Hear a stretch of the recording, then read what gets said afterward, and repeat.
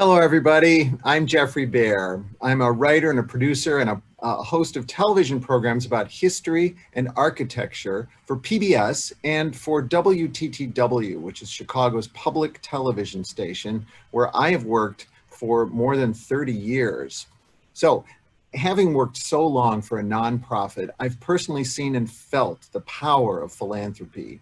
It's what's made it possible for me to tell all kinds of stories that would have never been possible on commercial television. And I've met so many generous givers and learned about the vast array of causes throughout the world that have benefited from their philanthropy. I'm so grateful for the vision and the generosity of people like you who make it possible for people like me and all of us to serve our communities. In these challenging times, many of you may be wondering how to have greater impact with your philanthropy. Not just by addressing those important immediate needs, which are of course, so important today, but also looking long-term at the impact that you might have on some of the world's biggest social challenges. Well, I'm about to introduce you to someone who can help you with that. Cecilia Conrad.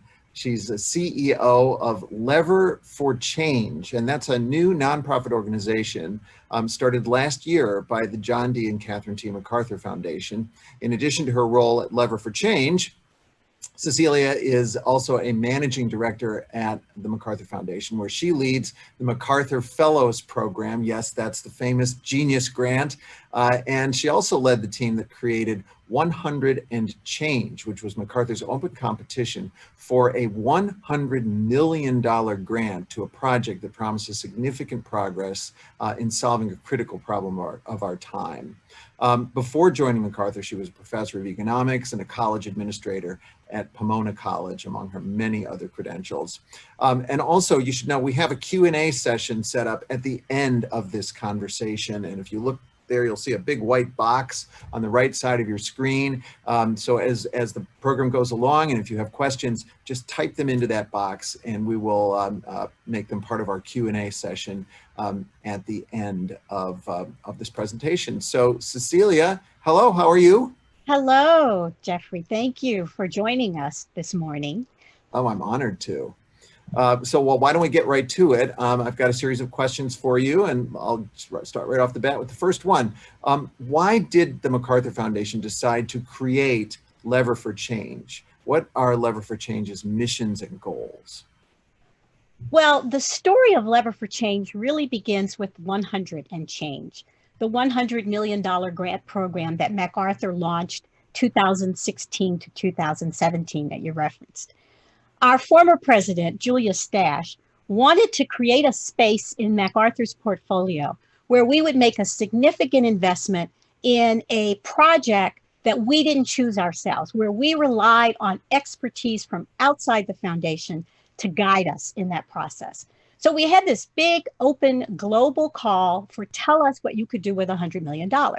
And we learned a few things from that. First of all, we got over 1,000 proposals. They were amazing, most of them. There were a few quirky ones, but most of them were inspiring ideas, some ready for 100 million, some not, but it was just inspiring to see all of those. We recognized you could really mobilize a field with this approach. The other thing that we heard right away is that we started getting calls from other donors who were interested in those projects.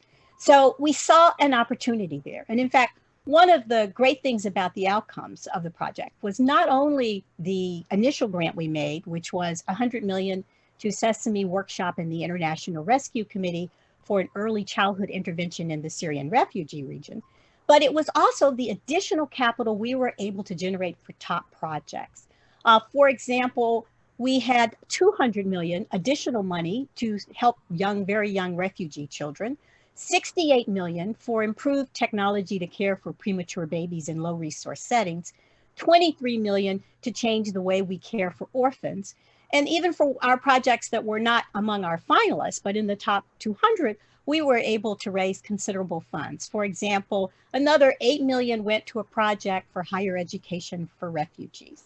So what we saw here was an opportunity to have even greater impact by leveraging the power of competitions, our network of experts, the infrastructure that we had already created, and offering it to other donors who might be interested in how they can better deploy their philanthropic capital, find the best projects, and address the problems they really care about. So what Lever for Change does is that we are managing and designing customized competitions for donors. Those customized competitions are customized based on what thematic area you're most interested in, but they're also customized in terms of the level of involvement you want to have in the process. And that's the second big piece of what we're doing. We provide turnkey services. You don't need an infrastructure. You don't need a staff in order to work with us.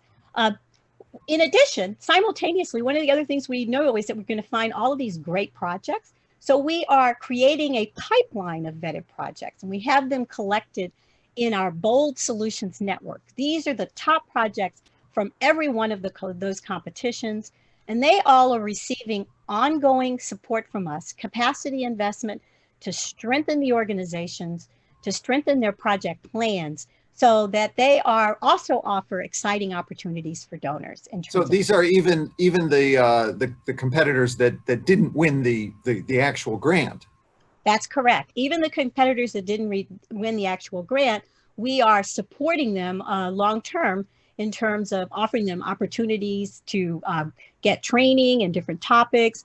We are promoting them with other donors, and we are really excited about the progress we've seen thus far in that.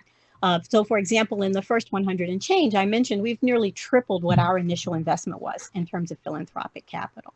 And you've got some large dollar amounts that you're projecting going forward, right? We do. So our big goal is to unlock philanthropic capital. We have 300 million committed so far through the awards, through the actual competitions. We have a goal of unlocking it $1 billion by the end of 2023, and then $1 billion a year after that. $1 billion per year. $1 billion per year. So we have already made significant progress, both from direct and from indirect awards committed through the competitions. Oh yeah, we can see it right there. Look at that. And so today, what are we hoping to achieve in this conversation today? Well, what we want to do is to give you information about Lever for Change and how we can help donors to find exciting projects and deploy their capital. We'll answer your questions, and we hope to just inspire you to maybe take a look at some of the big ideas that are in our Bold Solutions Network. Okay, so we're hearing more and more about this idea of competitions, philanthropic competitions and prizes. Why is that, and why does Lever for Change think competitions might serve the needs of the donors who are watching right now? So competitions serve several purposes. As I've already indicated, we were surprised a bit about how much it mobilized a community to really present big ideas in ways that they haven't been encouraged to do so before. We've had applicants tell us that being asked to dream that big was a really liberating experience. It also, when you have a competition, you raise public awareness of an issue or a topic. And that means that you're not only mobilizing other donors, but you're mobilizing volunteers, you're mobilizing the policy community. So it's a really great way to get attention to a particular issue. For a donor, it can provide a landscape. It's a very efficient way of finding out who are the actors in the topic area you want to work on, who are the organizations that are out there. And that is something that can pay off beyond the immediate competition. It can help provide a portfolio for long-term giving. The other thing about competitions that they are, particularly our competitions, they are rigorous processes. We bring in experts from around the globe to evaluate your projects. And that means that we're relying not only on our staff's knowledge, but also tapping into the best brains that are out there to look at this, to look at the proposals overall. The other aspect of our competitions is that we emphasize openness and transparency. And we do that because we want the potential applicants to know what the criteria are, to know how the projects will be judged, to be able to look at all that information to make a good decision about whether they want to participate. But it also communicates that it's truly a fair and level playing field. And that tends to attract the strongest applicants, particularly those who might be outside of your current network. I will just note, though, it's not a tool for everything. And one of the things that we will do when we work with a donor is assess whether a competition is a good match for that particular donor's interest. Yeah. So with all these challenges that we're facing in the world right now, how would Lever for Change work with a donor, a particular donor who wants to help solve one of those problems? Well, the first and the most obvious is that you can work with us by sponsoring a competition. As I stated, our competitions are customized to meet whatever your particular area of interest is, to meet your desired level of involvement and control. And we really want to make it easy, as turnkey as possible. I will say that it's kind of fun when we're working with donors. Sometimes they'll say, we want it to be turnkey. We don't want to be that involved, but it's actually kind of fun to design competitions and to think through those criteria. So we find that sometimes they're more involved than they expected. But you can do this. You can source big ideas without investing a lot of time or needing to hire staff. We also provide vehicles for donors to collaborate with each other. Individual donors or groups of donors can join a competition that is already underway. You could co-sponsor a new competition with others, or you can offer a secondary award, either in a competition or through our Bold Solutions network. Wow. So lots of opportunities there. I want to remind folks who are watching that we will have a Q&A at the end. And so again, if you're thinking of your own questions as we go along here, there's a box on your screen. Just type that question in there and submit it, and we'll try to get to that at the end of the session. All right, here's the fun question. Is there a minimum prize level for Lever for Change competitions? Let's talk about the money. Yes, we do have a minimum award level of 10 million payable over 5 years. And right now our competitions are ranging from 10 million to 100 million. 100 million is the MacArthur grant, which is going through its second round. And that's a high level. It's a high level. It's a high level. Grants of 10 million plus are really rare in philanthropy still.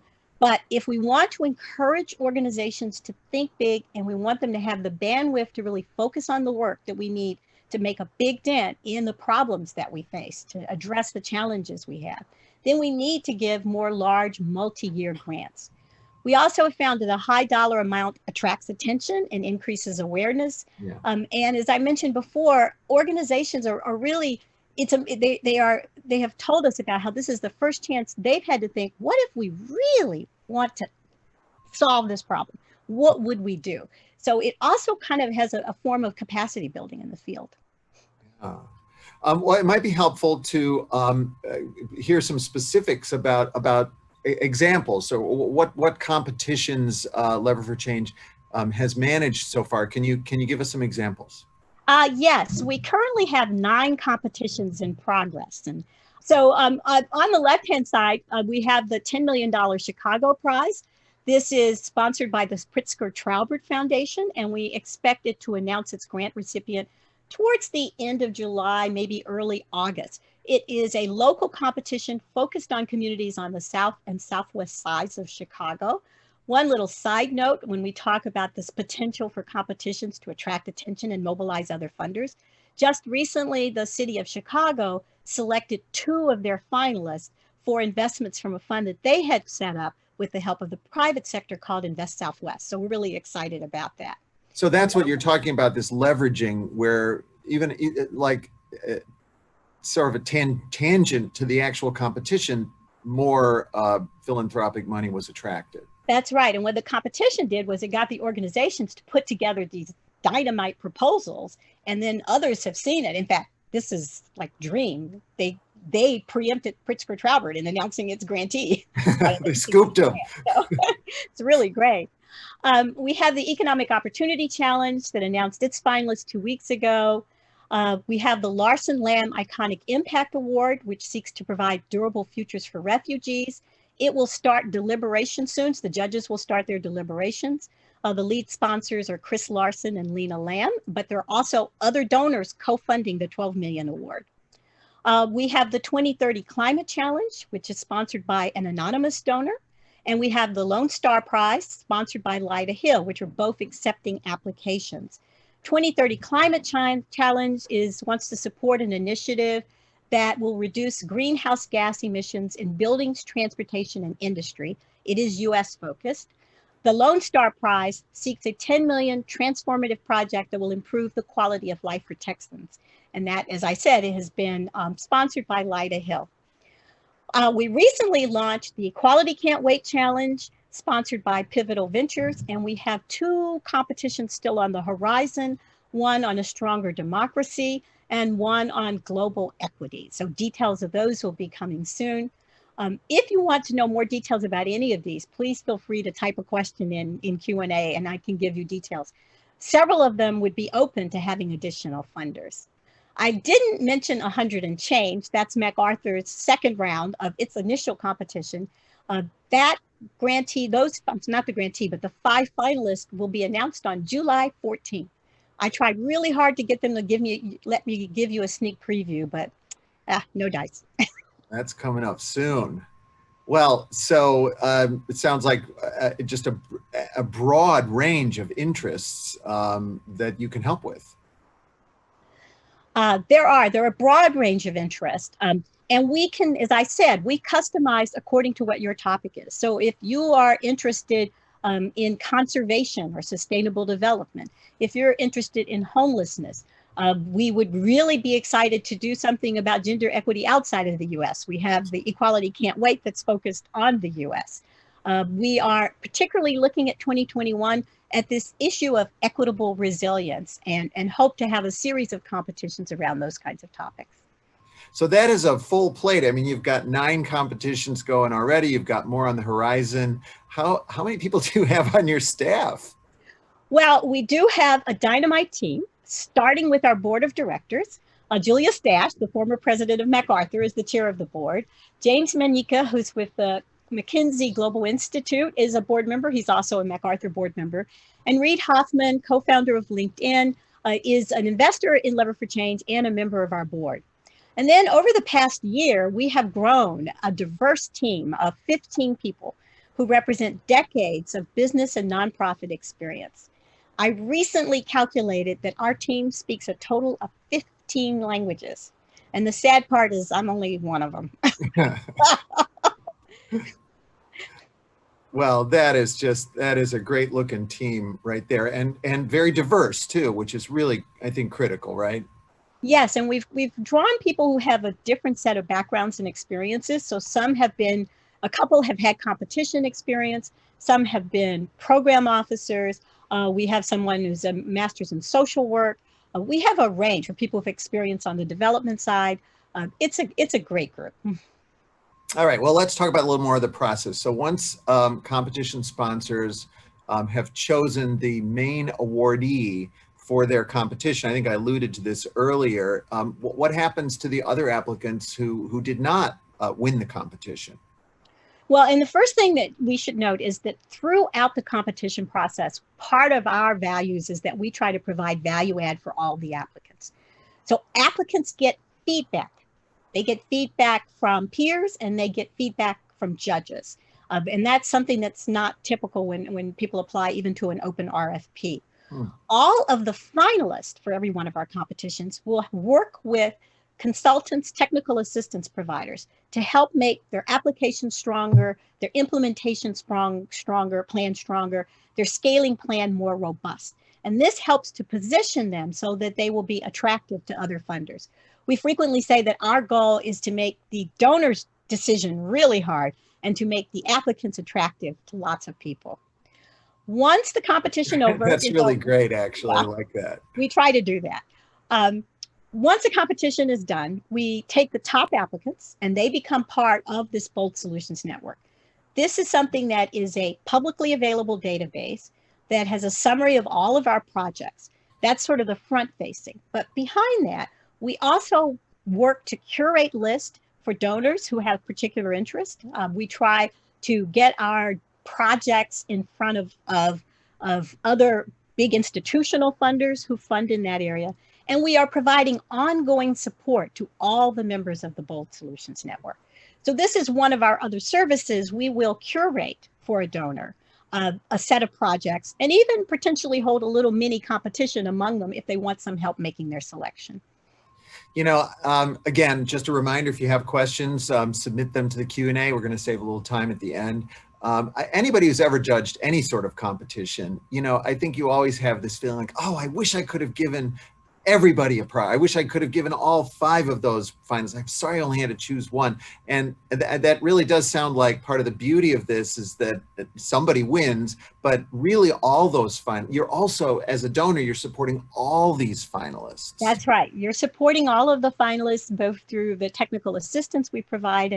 And we like to have among our judges, we like to include some other funders. And we've had instances where someone has read a project and they thought, well, maybe they're not ready for 100 million or 10 million, but I think this is really exciting. And I'm going to give them support to help them, pilot their idea a little more thoroughly. Well, it might be helpful for the audience if you share some details about just one of the competitions. One of those that's in progress is this Economic Opportunity Challenge. So let's use that as an example. What can you tell us about that? All right. So the Economic Opportunity Challenge announced their project they announced their finalists just recently. We're going to hear about them soon. The sponsors are a father and son who have just launched a family foundation. The goal is to find a project that will help to remove some impediments to economic mobility. Let's hear from the son about why he and the father decided to sponsor a competition. So I actually do know how to use a camera, even though technology is not my strength, but I'm actually being intentional here in this case to remain anonymous. Our general philosophy with our foundation is to keep pretty low profile, and we're really doing this work for the impact and not for the recognition. We decided to sponsor a competition with Lever for Change because being in the early stages of our foundation's growth, we were really interested in using a competition to source really interesting ideas for funding opportunities. Not only do we think that competitions can really bring forward lots of proposals that might otherwise not come across our desks, but to go through a process like this requires a lot of internal capacity. So things from the technological platform to recruiting judges to all the sort of stages throughout. And so we're really looking for support in that process. Increasing economic opportunity for low-income families is what our foundation is focused on. We were hoping to really use this as an opportunity to source interesting ideas that we would end up funding. Maybe they're not ready for $10 million and we're maybe not going to fund them through this competition, but to find ideas that we can fund outside of this competition that we wouldn't have discovered had we not worked with Lever for Change. We also really are interested in trying to facilitate impactful philanthropy of other philanthropists. And so we were excited to be an early adopter of the Lever for Change platform to help them build on some of the momentum that they had started with their 100 Change competition. I've been really impressed with how much value they've added throughout the entire process, ranging from the early stages of locking down our competition topic to helping design our application, to recruiting judges, to reviewing the application, selecting our finalists. They really added value along the way. They've done it in a way that's been super flexible, which I really appreciated. There's some areas where we wanted to get more heavily involved, and in some areas where we've been more hands-off and let them really run with it. That flexibility has been really important. We've just selected our 5 finalists for the Economic Opportunity Challenge, and we're excited to present them to you now.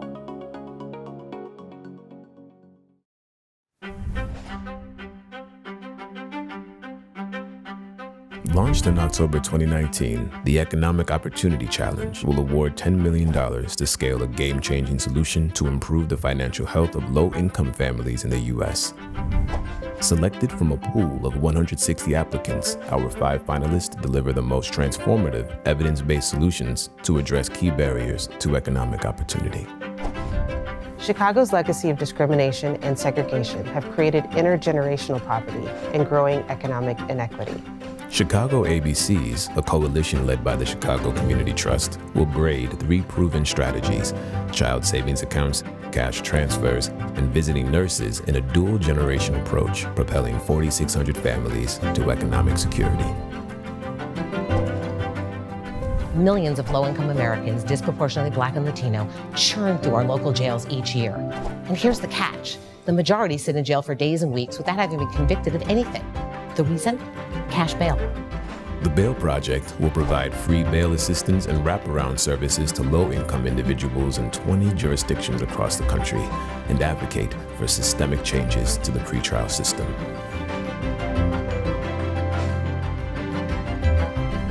In this country, we've built a strong narrative that the working poor can't be trusted. We built a whole system that punishes the poor because of that lack of trust. The Family Independence Initiative will invest directly in the existing strengths and solutions of low-income families in their communities and remove the deficit-based criteria traditionally used to access support.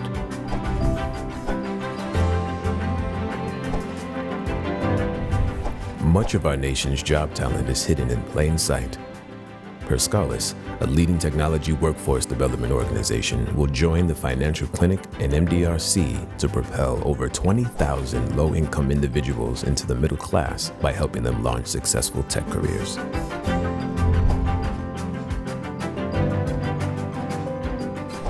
The typical Black family in America has 1/10 the wealth of a typical white family, and that gap has been widening since 2004. Skills for America's Future will drive economic mobility in 17 cities by placing over 10,000 low-income individuals into meaningful employment over the next 5 years.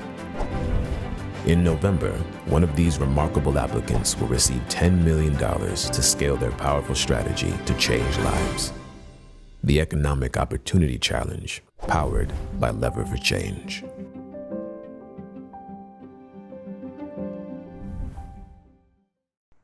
So the video describes the 5 finalists.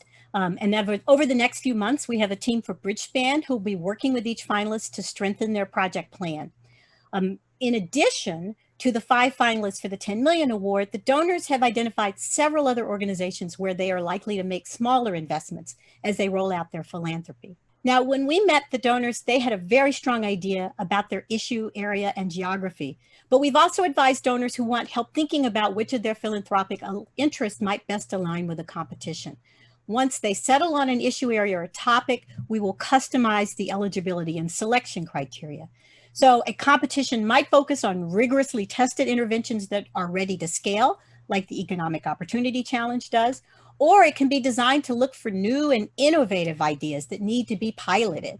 It can emphasize a local area or be a more global or national focus. It can emphasize grassroots leadership, cross-sector collaboration, or financial leverage. It's all up to the individual donor to decide. So it's all very impressive, and again, I wish all 5 of those could win, and they do to some extent. We're working on it. Yeah. So you're helping the donors, obviously, the ones who may not have as focused an idea. Obviously, there's also a need to search out and find the applicants for the competition. So how do you find them? Well, the key thing is to get the word out. And each one of our competitions begins with this open call for solutions. We publicize this through social media. We publicize it through traditional print media. We rely heavily on the existing network that we have developed over time from the other competitions. This is the other way in which we're able to leverage networks because we have run other competitions, particularly the 100 and change, which, as I said, started out with over 1,000 applications. We have an extensive network that we can reach out to get the word out. We do direct emails based on research of likely applicants and so forth. We've had success recruiting quality applicants, whether the competition is in the US or whether it's global. For example, our Larson Lamb Iconic Impact Competition, which focuses on refugees and is a global competition, we've received applications from 83 organizations proposing work in 74 countries, both developed and developing countries. Yeah, so we're hearing, so obviously the word gets out, and we're hearing about lots of applications, whether it's 1,000 applicants for 100 and change, or, you've just mentioned 83 organizations. How do you evaluate so many applications? Well, and this is, I think, where the real magic of using the competition model happens, because one of the ways, it's rare for even an institutional foundation like MacArthur to do a big open RFP. And part of the problem is that you're worried about how will you evaluate these. And this is where we're leveraging the expertise of crowds, really not just the general crowd, but a crowd of experts, a panel of judges. So when we get applications in, we start by assessing who's eligible. And then once an applicant is confirmed eligible, we move to what we call the peer-to-peer evaluation phase. Every applicant is asked to review and score other applicants. That kind of blew my mind when I heard that. It was something we thought long and hard about, but we have now used it in several competitions.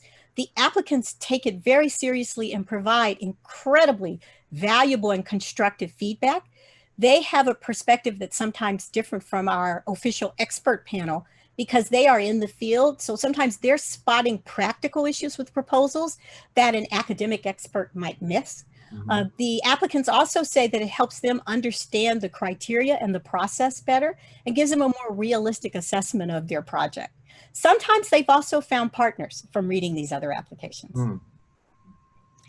So after that, the applications go to the panel of judges and they score according to the fixed criteria. For each competition, we recruit a really diverse panel of experts coming from different sectors, for-profit, nonprofit, different fields and geographies. We're going to show you just some pictures of the caliber of judges who have participated in our competitions. Here are some names you might recognize. These judges come from our climate competition, the 2030 Climate Challenge, from the Refugee, from 100 and Change, and from the Economic Opportunity Challenge. Once we have the judges' comments and reviews, Lever for Change undertakes additional technical reviews, due diligence, and will provide the donor advice to help them select a group of finalists, typically 5, but it'll depend on the size of the competition and the number of awards. And then we work with our partners to help them refine their proposals and make them strong enough so that multiple funders will want to fund them. And of course, diversity is front and center in everybody's mind right now. And I'm sure that plays a major role in your work as well. Can you talk about diversity at Lever for Change? Yes, these are diversity, equity, and inclusion are really core values at Lever for Change. Every application must address how they will ensure or have ensured that their solution will include or engage the community in which the project will take place, and also include historically marginalized populations, including persons with disabilities, religious or ethnic minorities, people of color, Native Indigenous people, women, gender identity, and sexual orientation minorities. We expect this not only we tend to have a habit of thinking of this as just a US issue, but we ask this for all of our applicants to think about who are the historically marginalized groups in their area. We sometimes hear concerns that an element of a competition may discourage or disadvantage organizations led by representatives of the community served. So we have an ongoing process of collecting data and evaluating every element of the competition in search of disparate impact and make adjustments if needed. This is something that, both because of my life experience, but also because my area of research in economics was precisely this kind of disparity work, we pay specific attention to. Finally, we are excited that we have competitions that do directly address both gender equity, racial equity, and economic mobility. And we're eager to help more donors who want to work in this area. Well, that's amazing. I know that many of the folks in the audience have been learning more about a variety of vehicles for making significant grants. There's all kinds of new ways to do that. Cecilia, how is Lever for Change like and not like the other approaches that donors may be hearing about? So certainly the groups of us, the organizations that are part of the Action for Impact platform, we share a common objective of accelerating big bets for social change. But each of the organizations is distinctive, and the most obvious difference between Lever for Change and the others is our reliance on open call competitions to source projects. With our competitions, the donor defines the themes and the parameters of the competition and makes their decision based on and informed by the advice from a global pool of experts, not just our staff. If a donor chooses to collaborate with other funders, the degree of joint decision-making is completely under the donor's control. The other distinctive feature of Lever for Change is our emphasis on data sharing and our Bold Solutions Network, our collection of top projects that we uncover through the competitions. This is really an incredibly efficacious way to find and fund high impact solutions to problems or to issues you care about. we generate interest in those top applicants. We also share information about those top applicants with some of the other platforms that are some of the other organizations that are part of the Action for Impact platform. And so that's a way in which we are all collaborating with each other to share knowledge. And then the Bold Solutions Network, right? That's right. The Bold Solutions Network, which is where we take those top applicants, we continue to invest in capacity building and supporting them. We are trying to strengthen actually the entire field, a sector. So if someone is doing a competition, say, for example, on durable futures for refugees, we are helping to build that field by taking the top projects and continuing to invest in strengthening the organizations and helping them develop more robust plans to scale their operations. Well, that is all great. Okay, we're getting close to the end of the presentation, and we want to make sure we have time for the Q&A. And again, if people in the audience have questions, submit them, and we'll take a look at them at the end. But I want to give you a moment if there's anything else you want to add before we go to our Q&A. Well, I am going to give the last word to a few of our donor partners and one of our board members. So please enjoy this short video. And then after that, we'll have one more guest, and then we'll go to question and answers. Hello, I'm Lyda Hill. I'm head of Lyda Hill Philanthropies. And I've been in the business world. I've been in the nonprofit world. And now I'm combining those knowledges and those efforts to try to make a big difference in the world. And I'm having a great time learning to do it, and there could not be a better time than now to be able to feel that you're really helping a lot of people in a lot of different ways.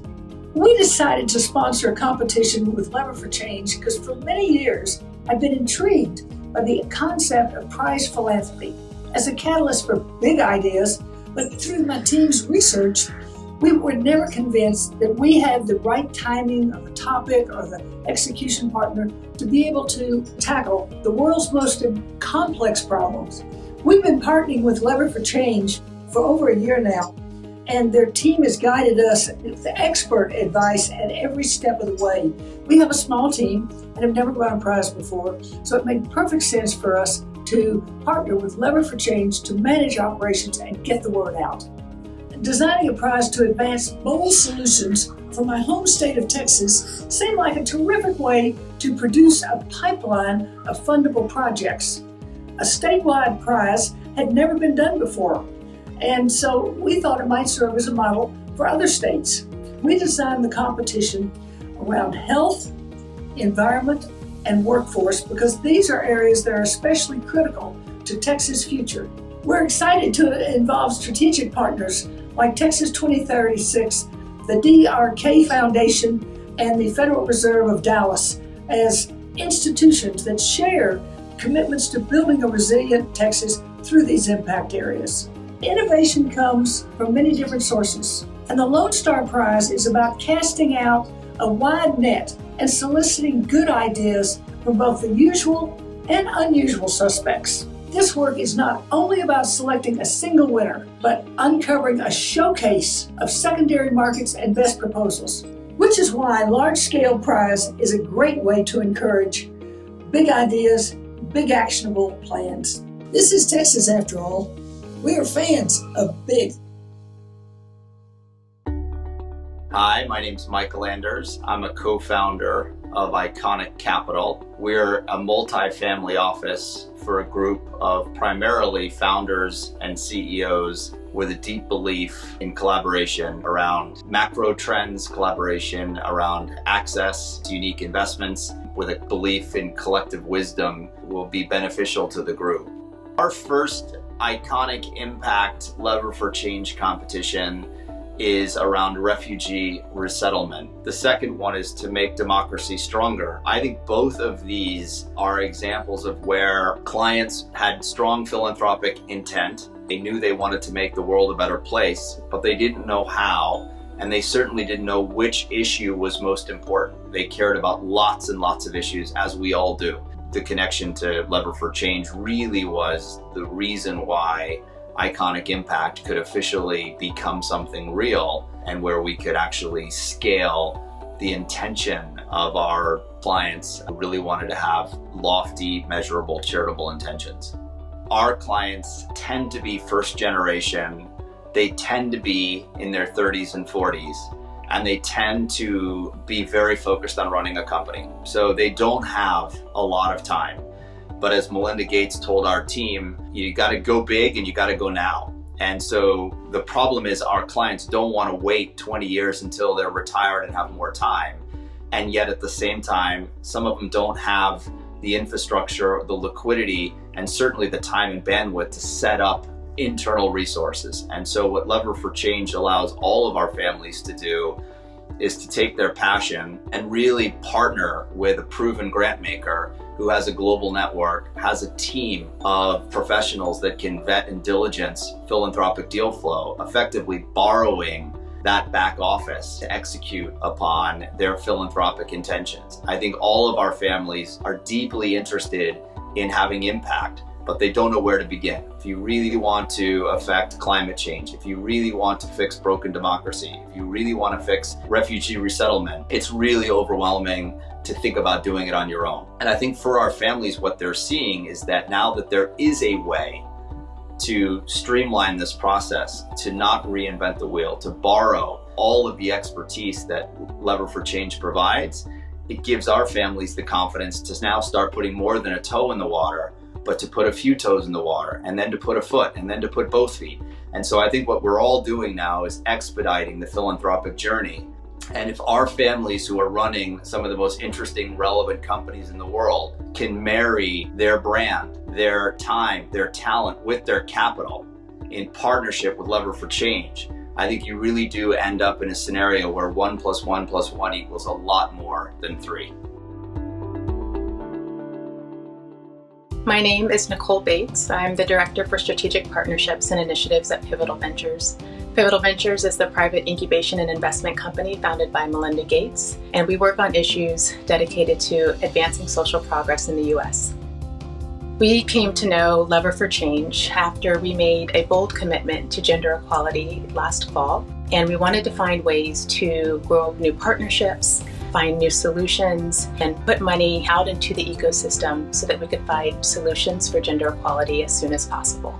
In October of last year, Melinda Gates committed $1 billion through Pivotal Ventures to help accelerate progress around gender equality and expand women's power and influence by 2030. This challenge is one of the ways that we're doing that. Lever for Change has created a really thoughtful competition model that helps to pair philanthropists with powerful ideas and organizations that are both eager and equipped to address some of the biggest challenges that we face in our country and our world today. What's nice about this is that Lever for Change has already created the model. They've invented the wheel. So as a donor, we don't have to reinvent it. They've come to us with a general approach, but they also, as a team, work with us to help customize the competition so that it meets our specific interests and needs. One of the exciting things about Lever for Change competitions is that there are a number of ways for donors to get involved. They can join early and help to co-create a competition and contribute resources. They can join actually along the way throughout the process that runs about a year in time. As they get more interested and invested, they can come in and join an existing competition. This model creates a secondary market of investable ideas that have been vetted through the rigorous evaluation process. So there's actually a pool of proposals that exist that really helps us build out that sustainable ecosystem of partners working together towards shared goals.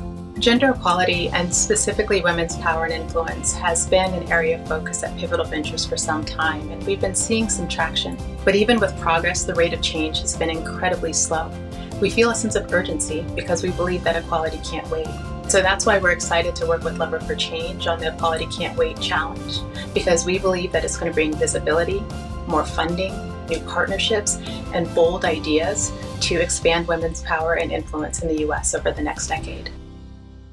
I'm Reid Hoffman, a partner at the venture capital firm Greylock Partners, co-founder of LinkedIn, and host of the podcast Masters of Scale.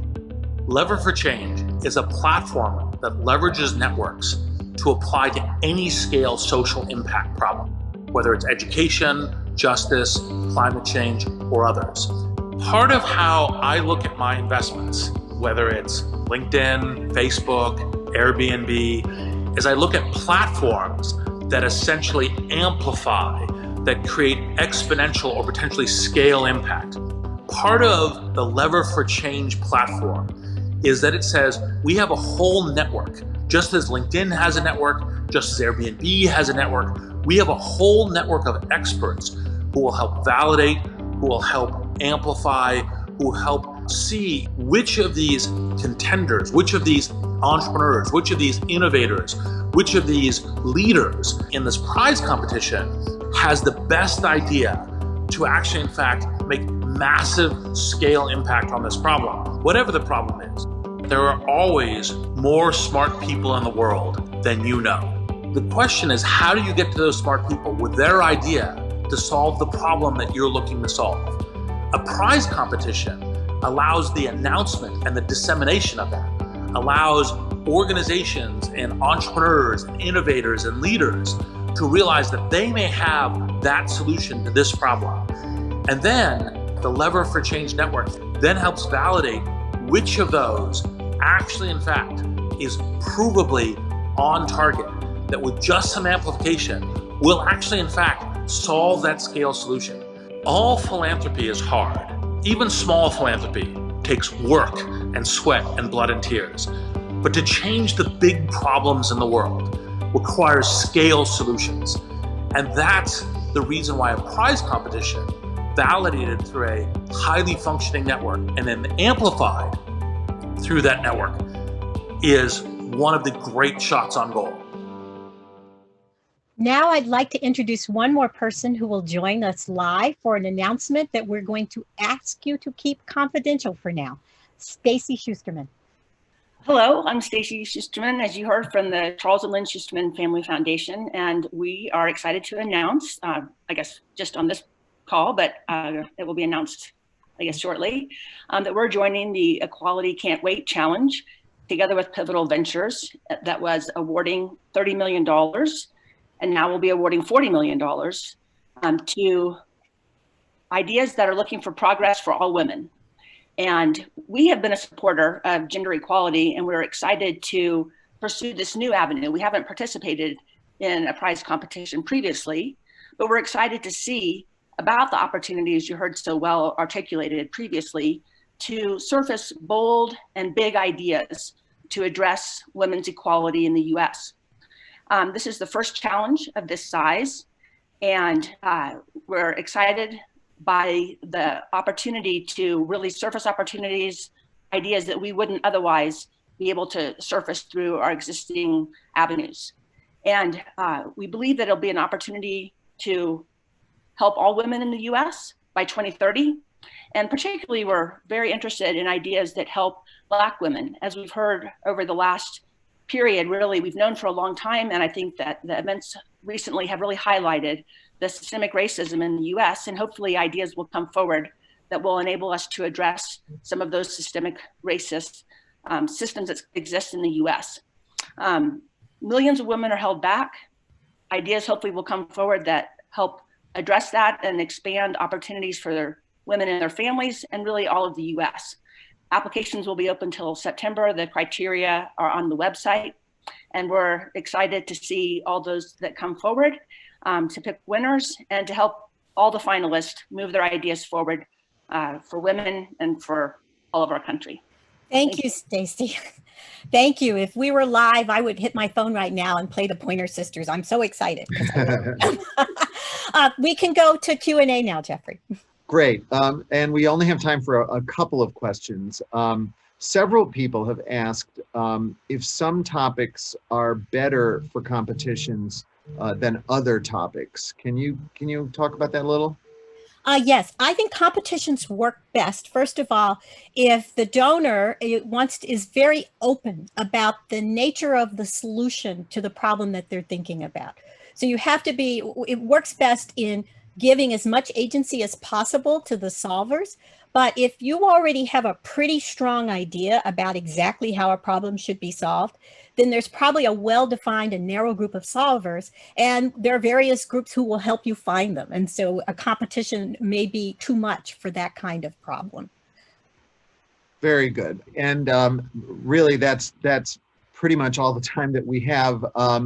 If people do have more questions that they would like answered, or some of the questions in the Q&A, or if they want to follow up on what they've heard here and they're interested in learning more, what are the next steps?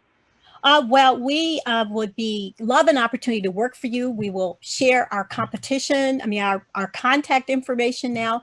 Please reach out to us for questions. You can also sign up. We have a quarterly newsletter. If you just want to kind of keep a quiet watch on what we're doing and on the competitions that are coming forth, I urge you to sign up for that newsletter. I'd like to, first of all, thank you, Geoffrey, for your great questions this morning, and to thank all of you for participating in our deep dive session today. Just a few closing things. I'm enough of a former college professor to know that it's always good to recap some key points. So the key points that I hope you take away is that we offer to design and manage customized competitions for donors, that these services are turnkey so that you don't need a lot of staff or infrastructure or deep expertise in competitions at all. We do this by leveraging a broad network to create exceptional philanthropic opportunities. And we invest in strengthening our applicants so that we can bring multiple funders to the table to help amplify every individual competition. Once again, we would love the opportunity to work with you. Let me just add one more little plug, because one of the ways in which I kind of keep myself upbeat right now is we have in our Bold Solutions Network just amazing ideas about how to solve problems. We have right now the top 100 from 100 and change. We have the finalists from the Economic Opportunity Challenge, and we'll soon have the finalist for the Chicago Prize. We have categorized some of those projects with curated lists. They're available on the site, but you can also ask us to do some research and produce a specialized list for you. But if you're ever wanting to be cheered up on a dark day, just go and peruse those projects. It just brings to mind how many people are there out there who are really working hard to solve some of the important challenges that we face. Thank you for joining us, and please reach out to us.